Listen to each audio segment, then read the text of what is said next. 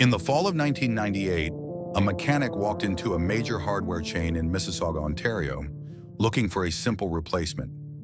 He needed a half-inch drive ratchet to finish a suspension job before the first winter freeze. For decades, he knew exactly where to look.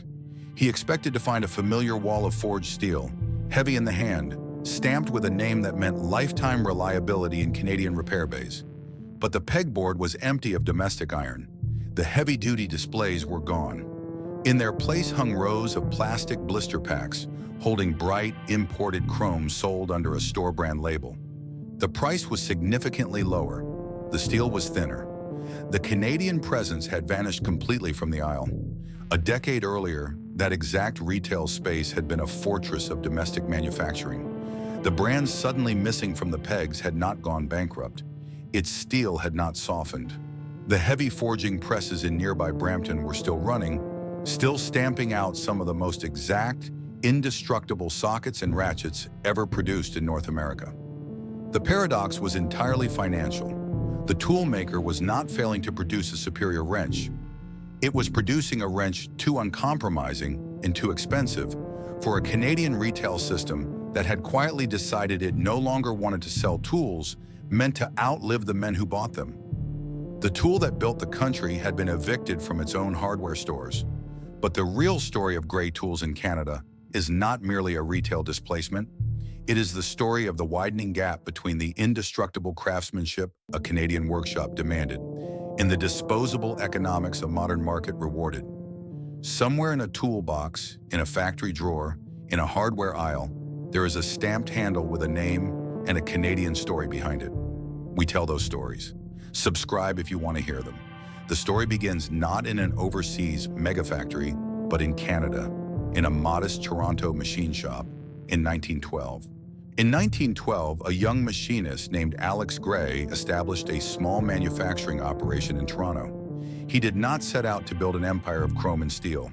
He began with a practical understanding of metal, producing specialty hardware, machine parts, and eventually hand tools. At the time, the Canadian mechanical landscape was undergoing a violent, rapid transformation. The horse was yielding to the internal combustion engine. The blacksmith's forge was being replaced by the automotive repair bay. But the tools available to Canadian workers had not kept pace with the machines they were expected to fix.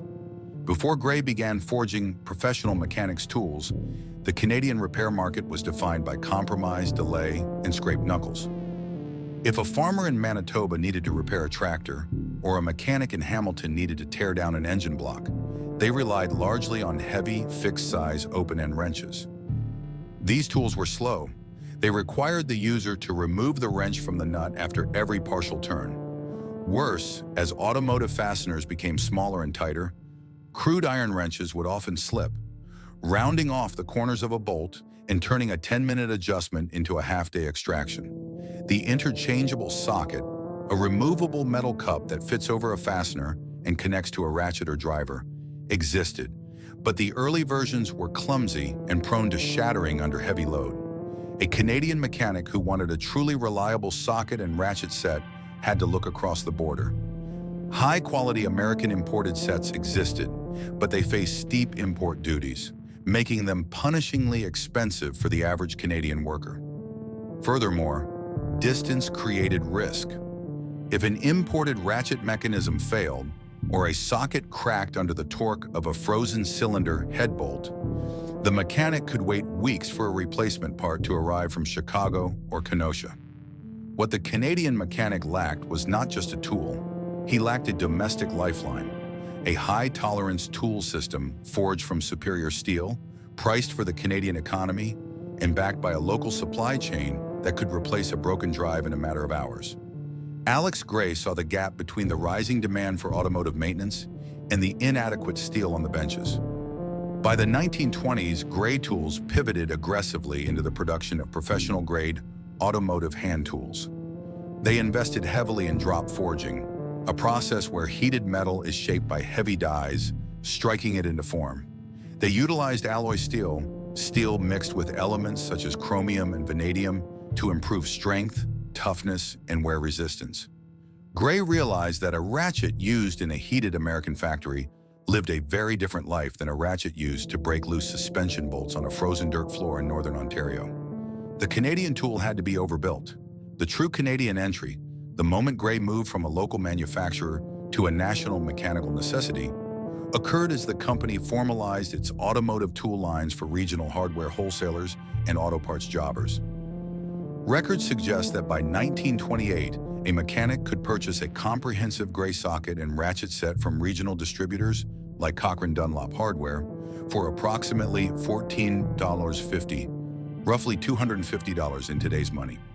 It was a significant investment for a working man earning perhaps $25 a week, but in a trade where time was income, the ability to rapidly turn fasteners without stripping them was a mandatory upgrade.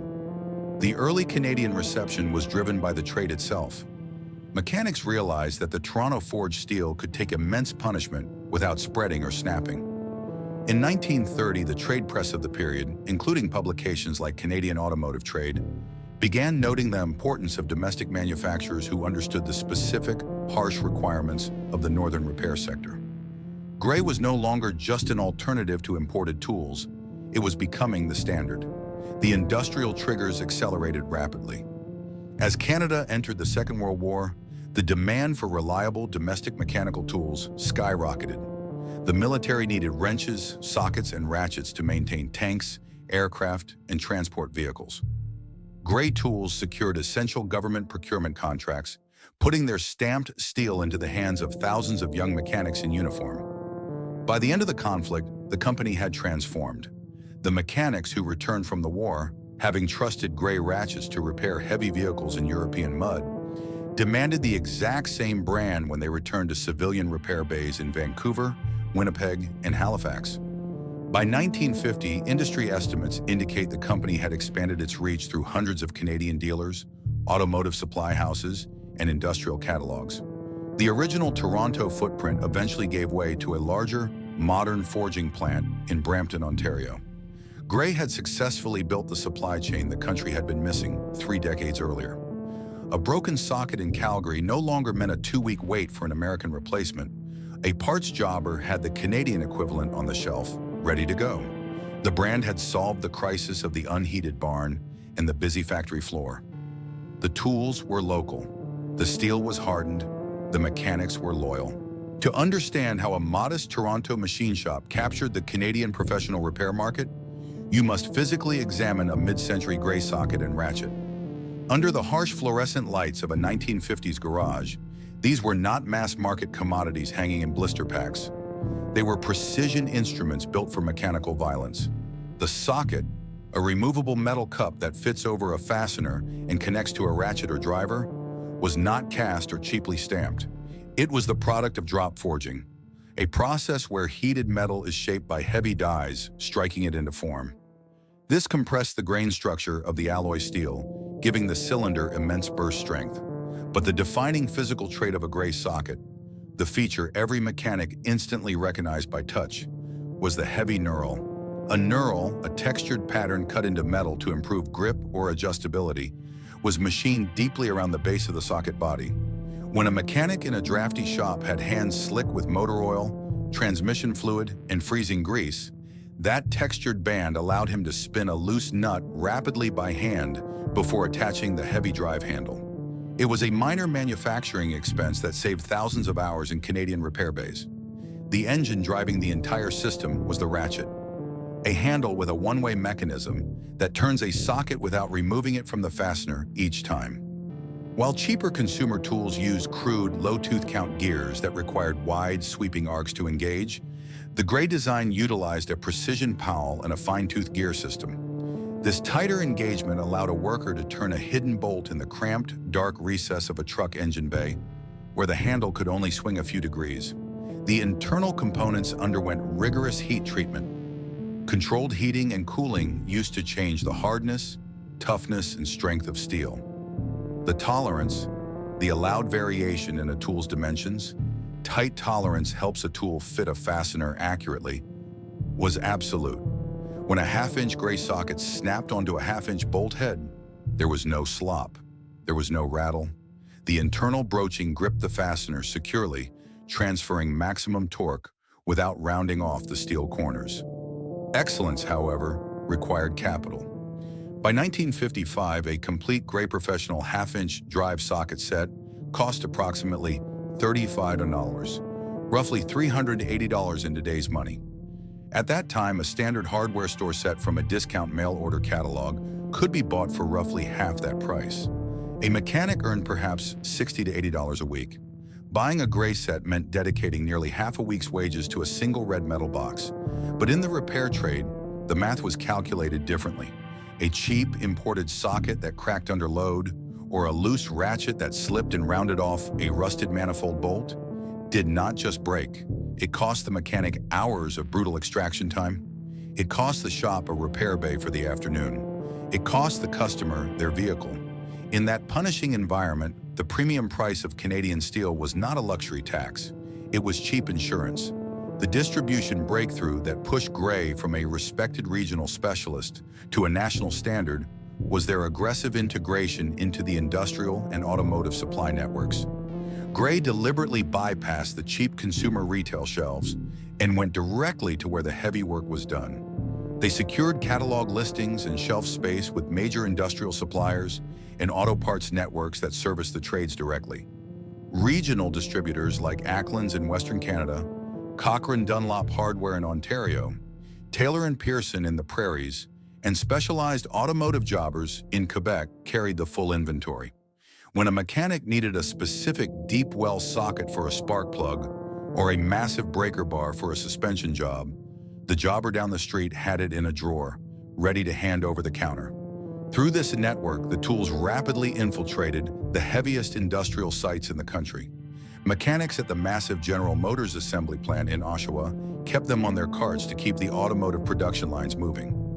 Maintenance crews at the Stelco steel mills in Hamilton relied on the heavy 3/4-inch drive sets to tear down massive rolling equipment. Instructors at the Southern Alberta Institute of Technology in Calgary standardized their training benches with Gray tools, ensuring the next generation of mechanics learned the trade entirely on domestic steel. Across the country, CP Rail maintenance yards stocked the brand in their tool cribs. Farm equipment dealerships in Saskatchewan kept the sets on their service trucks, dragging them through mud, snow, and gravel to repair combines in the field. Competitors struggled to breach the moat Gray had built. An American company could produce a similar high-quality tool, but they faced import tariffs and lacked the immediate local replacement network. A cheap import could severely undercut the price, but it could not survive the sheer mechanical stress of a Canadian winter repair. Gray offered a lethal combination: professional-grade metallurgy, a localized distribution network, and an unspoken guarantee that if the tool broke under normal use, the local dealer would hand over a replacement without an argument. Every drawer, every bench, every repair. The name stamped into the handle was not a country of origin, it was a specification. By the early 1970s, the Brampton forging plant was operating at a scale that redefined the Canadian mechanical landscape. Gray Tools was no longer just a successful manufacturer. It had become the central nervous system of the nation's heavy industries. The post-war economic boom had transformed the country.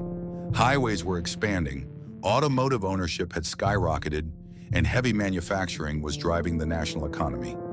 Every new machine, every new truck, and every new factory line required constant, grueling maintenance.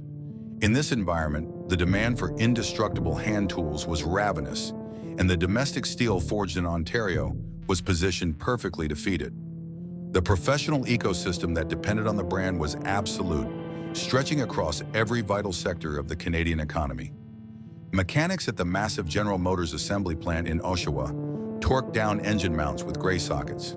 Maintenance crews deep inside the Inco nickel mines in Sudbury relied on the heavy-duty ratchets to keep subterranean extraction equipment running in highly corrosive environments.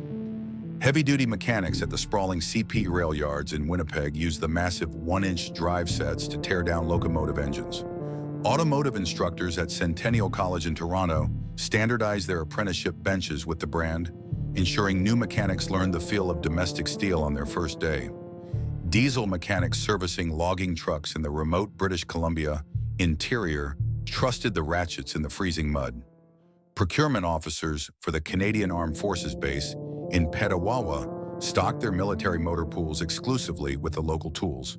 The mechanic, the machinist, and the heavy-duty technician all depended on the same stamped steel. This was the defining Canadian cultural moment for the brand, the golden age of the independent repair garage and the factory maintenance crew. In the 1960s and 1970s, a professional mechanic's toolbox was not merely a storage container. It was a rolling resume, a financial investment, and a deeply personal declaration of competence. When a customer walked into an independent repair shop in rural Manitoba or a dealership in downtown Montreal, the sight of a red metal box filled with perfectly organized gray sockets sent a specific message. It communicated that the mechanic took his trade seriously enough to buy the best equipment available. The tools were a language of professional trust. The mechanical reality of the country demanded nothing less. On a frozen cylinder head bolt inside an unheated Saskatchewan service bay in January, where a cheap ratchet gear would shatter and turn a routine engine teardown into a multi-day extraction nightmare, the fine-tooth engagement and forged strength of a gray ratchet meant the difference between finishing the overhaul by sunset and losing the bay for the week. The mechanics knew the steel would hold. They knew the internal broaching would grip. They knew the tool would not fail before the man did. This absolute trust was reinforced by a service and distribution network that blanketed the vast geography of the country.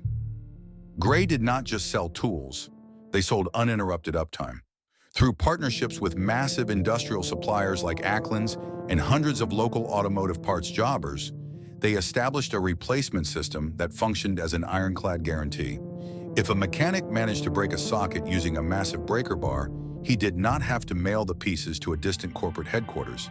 He simply drove to the local jobber, tossed the broken steel on the counter, and was handed a brand new replacement from the drawer. No paperwork, no interrogation, no delay. This warranty system built a level of fierce, generational loyalty that no foreign competitor could easily dislodge. A mechanic bought a Gray set knowing it was the last set he would ever be forced to buy. At its peak during this era, industry estimates suggest the Brampton facility was forging millions of individual tools annually. The factory floors vibrated with the rhythmic impact of massive drop forging hammers, transforming raw alloy steel into finished, chrome-plated precision instruments. The company supported a massive catalog of specialized tools, ranging from tiny quarter-inch drive ignition sets used by aviation mechanics to colossal sockets required by the oil field crews in Alberta. They had effectively monopolized the premium professional tier. The brand appeared in national industrial supply catalogs, vocational school training manuals, and the heavy tool cribs of every major municipal works department in the nation. In a market where a mechanic needed reliable replacement before his next shift began, that massive footprint was not just corporate advertising. It was professional survival. Under the buzzing fluorescent lights of a union machine shop or an independent garage, a complete gray socket set possessed a distinct physical authority. The heavy chrome plating, a thin metal coating used to resist corrosion and create a polished finish, caught the overhead glare, standing out sharply against the black grease and solvent-stained wood of the workbench. When a mechanic picked up the ratchet, the weight was immediately apparent. It did not feel hollow. It felt like a solid bar of calibrated iron. The audible, crisp clicking of the fine-tooth gear mechanism as it spun freely in the hand was the sound of absolute mechanical certainty. The stamped letters, Gray Canada, sunk deep into the handle, were not just a manufacturer's mark. They were a badge of professional arrival. The sheer volume of Canadian industry during this period forced the company to expand its catalog aggressively. As the automotive market began integrating foreign vehicles alongside domestic production, the demand for metric sizing exploded. Gray did not simply import cheap metric alternatives to fill the gap. They forged new dies in Brampton, producing flawless metric sockets to sit alongside their imperial lines. This meant doubling the inventory, doubling the catalog size, and doubling their commitment to domestic manufacturing. Apprentices entering the trade at vocational schools across Ontario, Quebec, and British Columbia were handed Gray tool lists as their required baseline. Purchasing a complete imperial and metric set was a monumental financial commitment for a young worker, but it was universally accepted as the mandatory cost of doing serious business. By the dawn of the 1980s, the company's footprint had expanded to its absolute zenith. Gray tools were not merely hidden inside professional toolboxes. They commanded premium shelf space in the highest-tier retail and industrial environments across the country. Specialized hardware wholesalers shipped them to northern mining towns in Quebec. Automotive parts networks distributed them to every corner of the Maritimes. Industrial supply giants like Ackland's featured them prominently in massive, phone book-sized trade catalogs that sat on the purchasing desks of every factory, mill, and municipal garage from Newfoundland to Vancouver Island. Peak estimates of the era indicate the Brampton facility was producing thousands of individual tool lines, supporting a network of over 1,000 authorized Canadian dealers, industrial supply counters, and premium hardware outlets. They were the undisputed king of the Canadian heavy-duty market. Every factory floor, every repair bay, every industrial maintenance crib. The empire was built on a simple, unbreakable premise. Canadian workers would always pay a premium for a tool that refused to fail. They had successfully navigated the post-war industrial boom, expanded their forging capabilities, and secured the unshakable loyalty of the union trades. The mechanic, the factory worker, and the machinist all believed the same thing. The local steel was invincible. But the vulnerability of the empire was never the quality of the forging. The vulnerability was the changing architecture of the Canadian market itself. The company had built a tool designed to last a lifetime, assuming the retail system that sold it would value that longevity forever. They had mastered the mechanics of steel, but a new kind of retail economics was about to rewrite the rules of the Canadian hardware aisle. The Canadian turning point arrived in the late 1980s. Quietly at first, hidden within the purchasing spreadsheets of national retail chains rather than on the factory floor. The decline of Gray tools as a dominant, visible force in the everyday Canadian garage was not a failure of metallurgy. The Brampton plant was still forging some of the finest hand tools on the continent. The crisis was the result of a profound structural shift in how tools were bought, priced, and sold. The company was caught in a merciless vice grip of three converging market pressures: Force 1, Canadian retail, hardware and dealer dominance; Force 3, competition from cheap imports and private labels; and Force 5, steel, labor, warranty, and distribution costs. For decades, the independent Canadian hardware store and the local auto parts jobber had been the primary conduits for mechanics' tools. These businesses valued deep community relationships, knowledgeable counter staff, and tools that did not generate angry returns from local tradesmen. But as the 1980s bled into the 1990s, the Canadian retail landscape consolidated violently. Massive big-box retailers and national chains, most notably the towering presence of Canadian Tire, began to completely dominate the consumer hardware market. These giant corporations operated on an entirely different set of mathematical rules. They did not prioritize generational durability. They prioritized shelf velocity, aesthetic packaging, and, above all, the highest possible profit margin per square foot of retail space.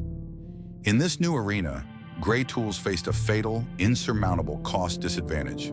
The Brampton facility was a heavy industrial operation paying fair, unionized Canadian manufacturing wages.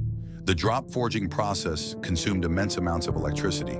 The chrome plating required expensive, highly regulated environmental controls. A high-tolerance alloy steel ratchet forged in Ontario simply could not be manufactured cheaply. When a corporate hardware buyer looked at a procurement ledger, a single Gray half-inch drive ratchet might cost the retailer $50 wholesale, leaving very little room for markup before the retail price became offensive to the weekend consumer. Simultaneously, the global manufacturing market was flooding Canada with polished alternatives. Asian manufacturers, particularly in Taiwan, had vastly improved their metallurgical consistency. They began producing highly polished, acceptable quality socket sets at a fraction of the Canadian manufacturing cost. This ignited Force 3, competition from cheap imports and private labels. A private label, a product made by one manufacturer and sold under another retailer's brand name, became the ultimate weapon for Canadian retail chains. Canadian Tire expanded its Mastercraft line aggressively. Home Hardware pushed its benchmark brand. These retailers realized they could import an entire 100-piece socket set from overseas in a plastic blow-molded case for the exact same wholesale cost as a single gray professional ratchet forged in Brampton. To the heavy-duty mechanic tearing down a diesel engine in Fort McMurray, the imported steel was still inadequate. The cheap ratchet gears would still strip under extreme torque. But to the suburban homeowner changing spark plugs in a heated Mississauga driveway twice a year, the imported tool was perfectly sufficient. The cheap tool did not need to be indestructible. It only needed to be good enough for the buyer standing in the aisle. Crucially, these national retailers neutralized Gray's greatest historical advantage. They backed their imported private labels with massive, heavily advertised, no questions asked lifetime warranties. If a Mastercraft ratchet broke, the customer simply walked into any Canadian Tire in the country and was handed a new one. The primary advantage of premium domestic steel, the local immediate replacement guarantee that Gray had pioneered, was suddenly matched by every retail customer service desk from Halifax to Victoria. The consumer no longer needed to pay a premium for unbreakable steel when the retailer promised to infinitely replace the breakable steel for free. The displacement on the shelves was systematic and ruthless. Retailers demanded that suppliers drastically lower their prices to compete with the overseas imports. Gray Tools faced an existential choice: cheapen their steel, offshore their forging, compromise their tolerances to meet an artificial retail price point, or abandon the mass consumer market entirely. They refused to compromise the steel. Consequently, the retreat began. The massive consumer hardware catalogs that once featured pages of Gray ratchets began to shrink their domestic offerings, replacing them with high-margin imported kits. Regional, independent hardware chains, unable to compete with the big box flyers, either closed their doors or were absorbed by larger conglomerates, taking their heavy metal Gray display boards down with them. The retail shelves physically changed. The heavy steel tool cabinets were hauled away, replaced by standardized plastic pegboards holding blister-packed imports. By 1995, a profound segregation had occurred in the Canadian tool market. The professional industrial supplier and the mobile tool truck still carried premium brands, but the public retail shelf had been entirely surrendered. A young apprentice looking to build his first toolbox could no longer walk into a local hardware store and handle a Brampton forged ratchet. The tool had become physically invisible to the general public. The volume dropped. The exposure vanished. The retail connection was broken. The survival of Gray tools through the retail collapse of the 1990s is one of the most paradoxical chapters in Canadian industrial history. Unlike other domestic manufacturers who sold their brand names to foreign conglomerates or filed for bankruptcy, Gray made a brutal, calculated decision. They chose obscurity over compromise. Recognizing that the consumer retail war was lost to cheap offshore steel and big box margin requirements, the company executed a total strategic retreat. They abandoned the suburban garage and retreated entirely behind the chain-link fences of heavy Canadian industry. The displacement in the public sphere was absolute. The gleaming Mastercraft sets claimed the Canadian Tire aisles. Stanley, heavily relying on globalized production, locked down other major hardware chains. Even the surplus and farm markets, once a stronghold for heavy-duty domestic tools, shifted. Stores like Princess Auto began stacking their shelves with their own inexpensive private labels, catering to farmers and independent mechanics who needed a massive socket for a single tractor repair and refused to pay the industrial premium. A Brampton forged ratchet simply could not compete on a shelf where the primary metric of value was the price tag. Gray pivoted its entire operation toward buyers who still calculated tool costs in downtime rather than purchase price. They navigated Force 2, patent, regulation, and industrial procurement headwinds. They secured strict military specifications. They pursued massive government contracts. They sold directly to the specialized mobile tool trucks that serviced high-end automotive dealerships. They forged heavy-duty strike wrenches for the Alberta oil fields. They maintained their contracts with the aerospace sector, where a shattered socket could cause catastrophic damage to an aircraft turbine. In these environments, the retail price did not matter. The forged strength, the exact tolerance, and the domestic accountability meant everything.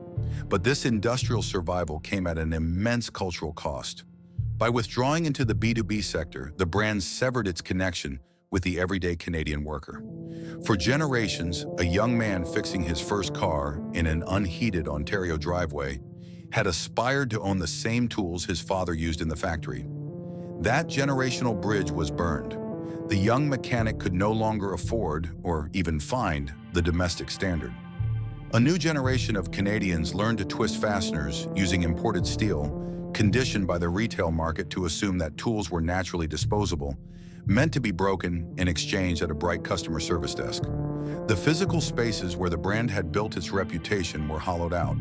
The local auto parts jobber, squeezed by massive national distribution networks, slowly disappeared from the small-town main streets. The heavy red metal gray display boards that once sat proudly on hardware counters in rural Manitoba and British Columbia were quietly dismantled. The warranty desks that had replaced broken drives for 50 years stopped carrying the inventory. The familiar stamped logo faded from the public consciousness. The transition was complete. The local hardware stores closed. The consumer catalogs dropped the line. The red metal displays were scrapped. The retail shelves changed names. The big box chains won the aisle. The everyday garage lost its steel. The public connection was gone. The retail drawer stayed shut.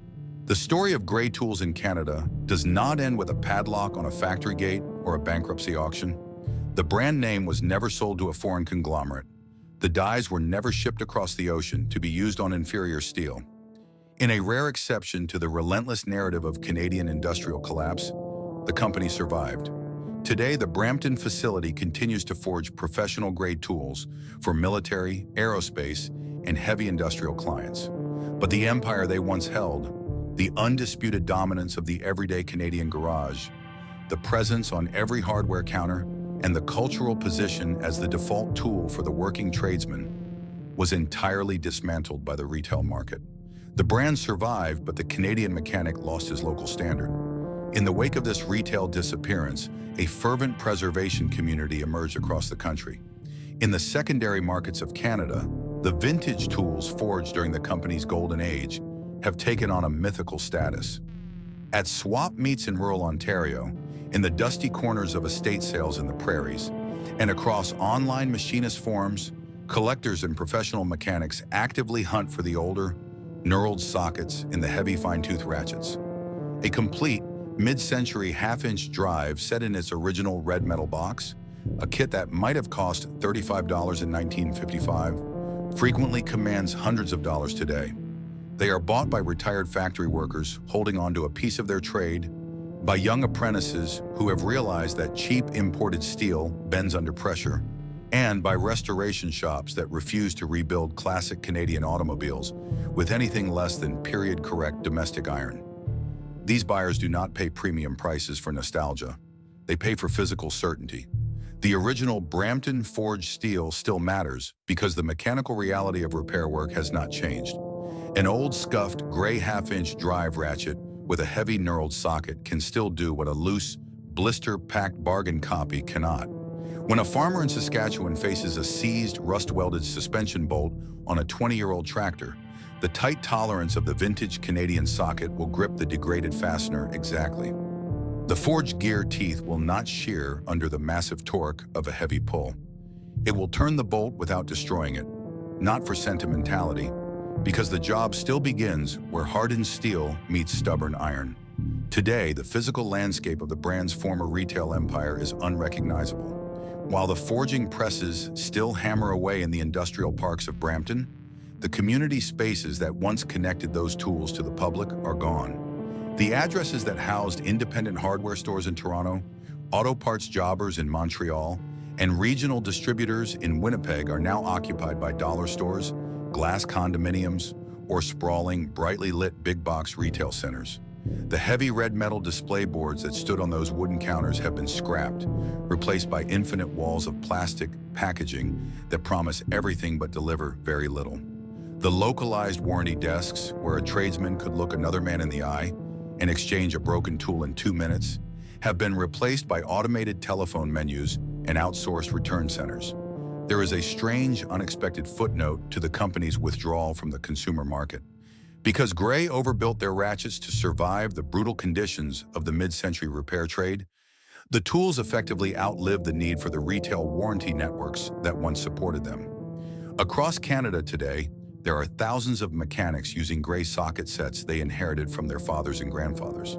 These tools have turned millions of fasteners, survived decades of freezing oil-filled mud, and endured countless blows from heavy hammers. They have never been returned to a warranty desk because they simply refuse to break. The toolmaker built a product so indestructible that it rendered its own replacement system unnecessary. The retreat of gray tools from the public shelf reveals a difficult truth about Canadian commercial culture. It exposes the massive gap between what the market claims to value and what it actually rewards. For generations, the Canadian worker demanded craftsmanship, absolute reliability, and a lifetime guarantee. But when the retail architecture shifted toward big box consolidation, those virtues were immediately sacrificed for shelf velocity, lower margins, and overseas outsourcing. The market decided that a tool built to last 50 years was a poor business model compared to a tool that broke and was repurchased every 5. The Canadian garage did not reject the domestic steel. The retail system simply removed the choice. We traded permanence for convenience, and in the process, we lost a way of working. Yet long after the catalogs faded and the hardware aisles surrendered to imported plastic, the steel remains. It is still lying in the bottom drawer of an old wooden workbench in a freezing Ontario garage. Its chrome worn thin by decades of heavy grease, its heavy knurled collar perfectly intact, its old name stamped deep into the handle, still waiting for a freezing hand, a rusted bolt, and one more turn. Every week we tell the stories of the tools that shaped Canadian workshops and what the market eventually did to them. See you in the next one.